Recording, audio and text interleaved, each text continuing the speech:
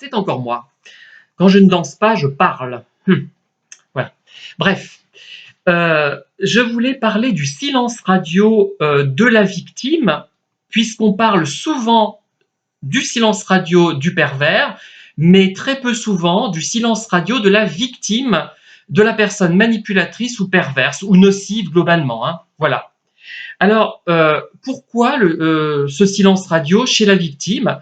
Eh bien, tout simplement, la première chose qui vient à l'esprit, c'est que la victime veut arrêter la relation et donc elle coupe les ponts, elle ne répond plus au téléphone, elle ne téléphone plus, elle n'envoie plus de mails, elle ne répond plus aux mails, tout simplement, elle veut arrêter. Alors, ça marche plus ou moins bien, elle peut jouer le jeu pendant un mois, pendant quelques semaines ou pendant toujours de façon définitive, hein, mais il arrive qu'elle rechute, et ce n'est pas forcément d'ailleurs un échec, hein, c'est déjà bien d'avoir essayé, et voilà. Donc première explication.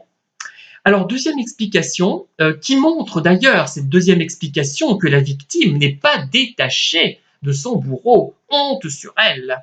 Et oui, elle n'est pas détachée de son bourreau si elle agit ainsi. Si elle fait du silence radio pour faire souffrir son bourreau, pour faire souffrir le pervers, pour faire souffrir la personne manipulatrice.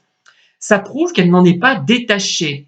C'est peut-être bien de faire souffrir ce pervers, certes, ça lui fait les pieds, mais en même temps, la victime, ça veut dire qu'elle y est encore attachée. Et ce n'est pas bien.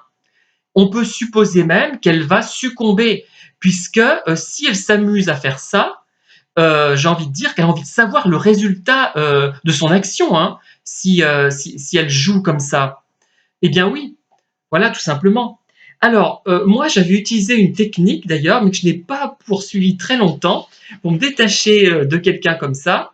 J'avais utilisé les nombres premiers c'est bizarre, hein, je sais, je ne suis pourtant pas mathématicien, les nombres premiers pour rond, c'est-à-dire que je répondais au mail que m'envoyait cette personne en appliquant les nombres premiers. Je laissais un délai qui correspondait à la liste des nombres premiers, voilà, de façon chronologique. Je sais que c'est bizarre, hein, mais t'amuser à faire ça.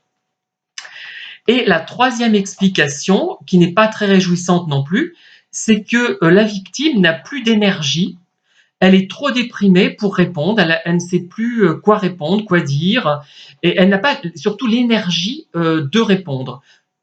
C'est plutôt rare, je pense, parce que même quand elle est au bout du rouleau, comme elle est très dépendante, elle va sans doute répondre au pervers, au téléphone ou par mail. Voilà. Voilà les explications qui peuvent rendre compte du silence radio de la victime. À très bientôt. Bonne journée.